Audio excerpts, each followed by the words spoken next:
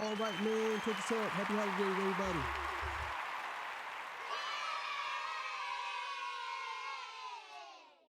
Hey, how y'all doing, man? All right, man. So look, man. Happy holidays to everybody. Hope everybody's doing good. Hope everybody's great. Hope everybody's blessed. Listen, man.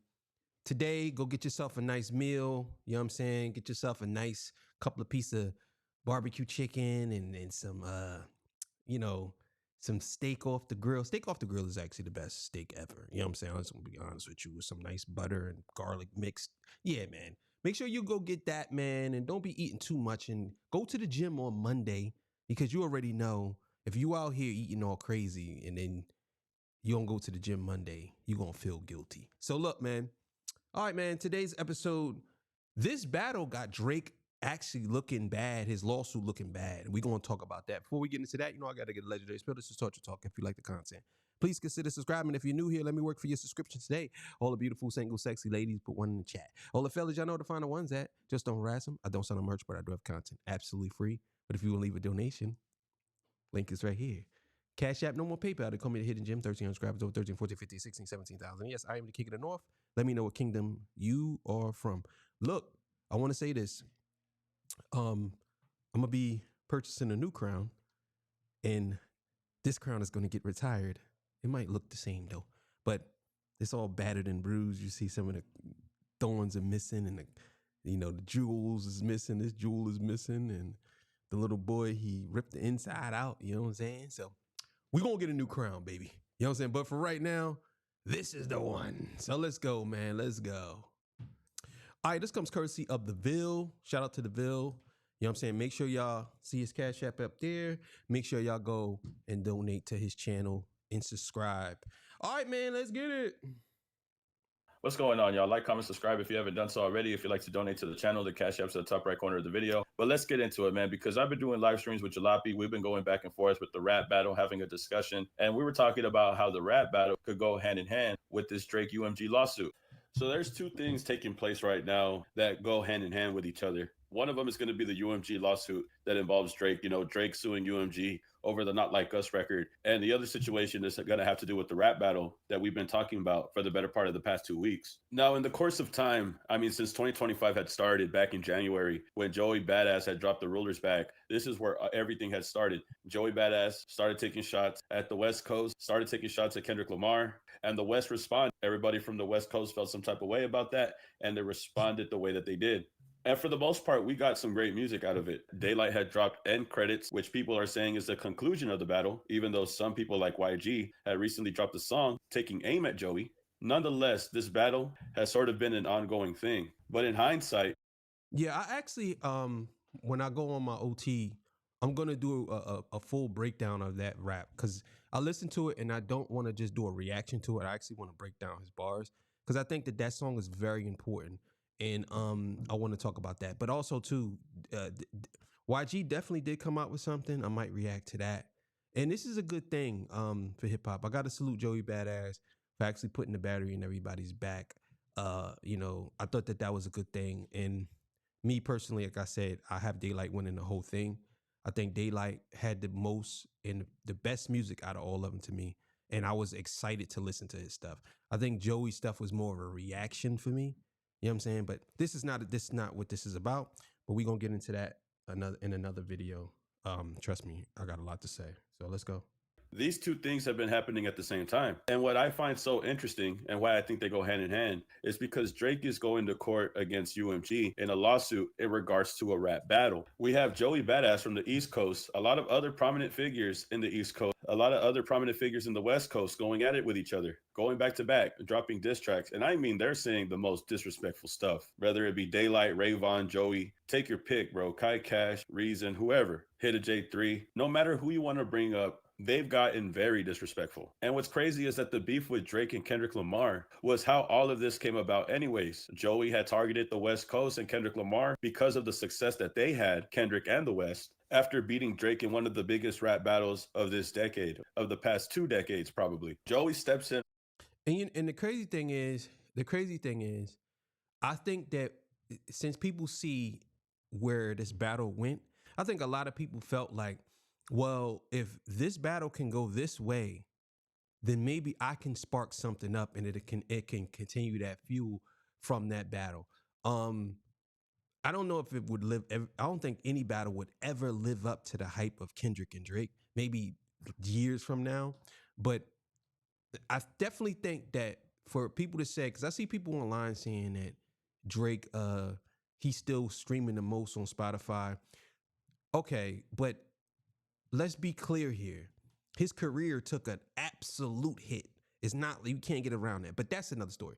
Anyway, as far as this battle goes, I definitely think that we're witnessing something that they're probably gonna use in this case against Drake. You know what I'm saying? So right afterwards and starts dropping the rulers back. Sorry, not sorry. Pardon me. And that's what sparked this battle right after that. Everybody started going in and started taking shots at each other. Joey would have not won at Kendrick or the West Coast if Kendrick and Drake didn't beef. So in the beginning, you could say that this is how it all started. This is what trickled down from that. But I think we learned a valuable lesson here. And I think the artists, the MCs, the individuals that participated in this beef, in hindsight, I think they taught us a lesson. I think they taught Drake a lesson and the court a lesson. And I hope somebody in the courtroom uses this rap beef as an example of how artists between each other could rap battle and not go and sue right after. Rayvon, Joey, and Daylight, just as an example, were saying the craziest things. Like they were saying the craziest things to each other, bro. I can't even make this up. Like when Rayvon had made GoldenEye, the things that he was saying about Joey and Diddy were crazy. Don't even have to try too hard. Could go to the chorus, go to the end of the chorus, and he says, couldn't get a verse from HOV. Now you at Diddy house and he put in your back down. Saying that there's footage of Joey and Diddy together, all these crazy things, and saying, that Joey's fiance is going to be shocked when the footage comes out. He says them gay lines is out of pocket. I ain't never been to Diddy house. Sierra, which is Joey's pregnant wife, gonna be shocked when all the footage is out. Couldn't get a Grammy and said, F it, put me on that casting couch. And these are things that could have been said and Joey could have used and take him to the court of law and try to. that's, yeah. Again, when you enter a battle, you already know. I say it all the time. All is fair, love, or war. You already know when you enter a battle what can happen. Anything can happen. This is not something that where you enter a battle and you want to slap box. Nah, they trying to shoot you down. That's what it is. These people are trying to get you out of here. Like 100%. Sue Rayvon. But you know what happened? Nothing happened. Joey dropped the diss track afterwards and they just kept going. Nobody sued.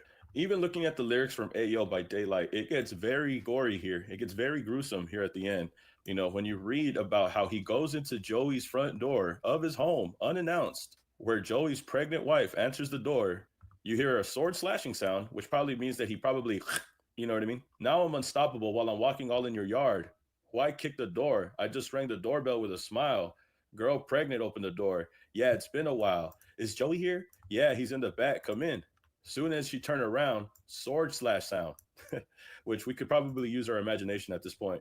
Split her in two, I guess blank, homie. I told you I'm a monster, not a thug, homie. You'll find me in your staircase with your baby and her blood on me. And this is where he does these like sucking sounds as if he's like sucking on the blood or whatever. Like it's very, it's. That's probably the best joint out of the whole joint. I like the Words to My Mama. I like that one. That's my favorite.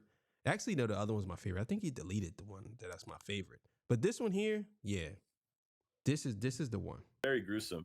And like he's literally talking about Joey's pregnant wife and his baby. So I mean, just letting you know that everything was being laid out here in this beef from different angles, whether they were trying to make a bop and a diss or they were just trying to get straight up disrespectful. I mean, people were saying things like this, bro, and nobody sued. Nobody sued at all, not even Joey.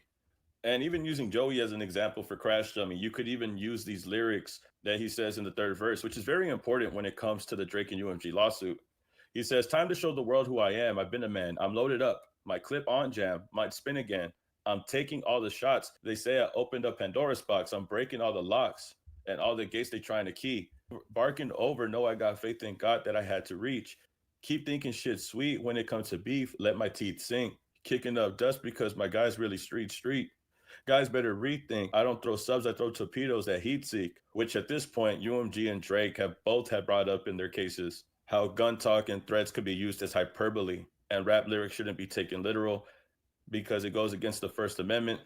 And at that point, the court will be taking these lyrics as a threat instead of hyperbole and just exaggerated opinion. And that's the importance in regards to this case with Drake and UMG. The fact that Drake, I definitely think that that this is the difference between somebody like Joey Badass, somebody like Rayvon, somebody like Daylight, and somebody like this guy Drake. This is a big difference. Even if people are the narrative is that Joey washed the West, which I totally disagree with that. But that's the narrative, and that's what everybody want to push. And I'm gonna debunk that. You know what I'm saying? Real quick, I'm gonna debunk that when I get to my next video. But still in all, this is the narrative that's being pushed. And I think that none of these MCs are like the type of artist Drake is. Drake is a tattletale artist. He even like there's videos with him out there saying, no, if I feel like I want to do something, I'm going to take it to court. Like he really says this. So it ain't like I'm making this up. Everybody knows this. But for some reason they give him a pass. But let's keep it going. is trying to use rap lyrics to win a case goes against everything that hip hop stands for. And I think this battle that Joey and the West Coast and everybody involved had gotten into is a perfect example of how you could do this. You could contend, you could get into a battle, you could compete, you could keep it on wax, and you don't have to sue right afterwards. This is beyond levels of important. This battle was more important than we really thought.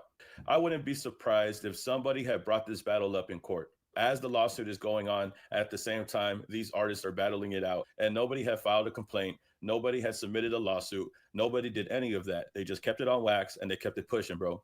What Drake is doing in court could jeopardize how people make music in the future. It could have jeopardized how these artists were making music currently. It's not just the music that Drake is fighting against. He's also fighting against the First Amendment. That's a violation of our rights. And if he wins, And again, a lot of y'all be jumping out the window and they don't be knowing this stuff, but he's 100% fighting against, and he's not from America. I want y'all to understand this. Drake's not from America. In Canada, they don't have the same rights we have when it comes to freedom of speech. They really don't. And I think he kind of knows this, but just imagine he changes that. Now that infringes on your right to speak how you want to speak, whether you disagree or agree. If somebody's speaking on something that you don't like, they won't be able to say that no more. But guess what? You won't be able to say stuff that people don't like. And who is the arbiter of telling you what you should and should not say? You know what I'm saying? So if it comes down to it, if I say something that you might not like, but most people might like it, who are you to say that? Or what if you say something I'm not like? And what if you say something that you would consider nice? Like what if you say, I like your shades, and I say to you, yeah, he just being sarcastic, bro. You don't like my shades, bro. You know what I'm saying? There's some insecure people out there. It's just not a good thing to go down that road, because who is going to be the person to tell you what you can and can't say? And then that's a problem within itself, because now you're saying, well, how can you tell me what to say? You can't tell me what to say, but this is what y'all fighting for. Y'all supporting that. this court case, who's to say how it affects battles in the future and how it affects our rights as human beings? That battle that we were just going through and this lawsuit that Drake is going through, they go hand in hand because they both have something to do with rap beef. Drake is somebody who did it wrong, and these artists did it right. No matter how you look at it, no matter who you think won, at the end of the day, we all won because they showed us how it's done. They showed us how they could do a battle and not get in their feelings and try to be like Drake and try to sue one another. Like I said, I wouldn't be surprised if they brought up Joey Badass and the West Coast and this rap battle that took place in the court of law. If they mentioned that as an example of how a rap battle was done, because they already gave the court a whole lesson about how rap battle is done. If you don't believe me, you can look at the paperwork. They explain how rappers go at it. They explain the hyperbole, the phrases, the lyrics, the slang, the lingo. I mean, they just break everything down for the court, man. They let everybody know what it is. Diss tracks are often vicious, graphic, and hyperbolic, and rap lyrics regularly contain accusations of disruptible conduct, including illegal behavior. Audiences avidly follow up rap feuds for their entertainment value and sheer drama. They expect exaggeration, insult, and lyrics that hit below the belt. They understand that these performances are contests of verbal dexterity and lyrical domination, not factual arguments or a series of news reports. But Drake continues to battle UMG because he lost a rap battle. He still tries to find ways to blame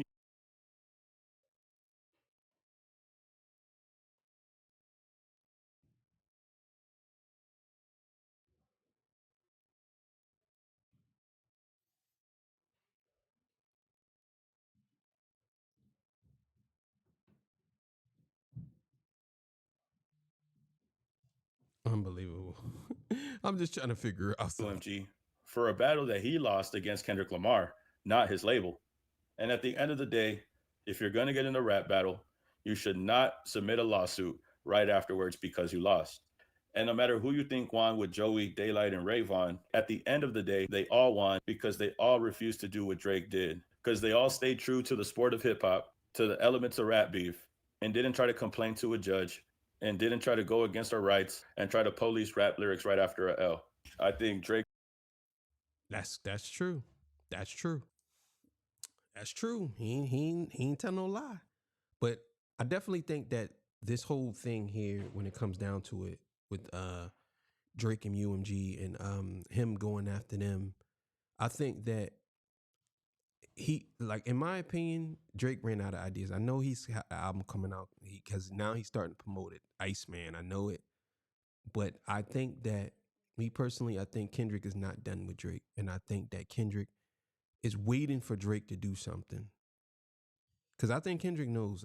I really believe Kendrick does have somebody next to Drake. And I think he knows what Drake is going to do.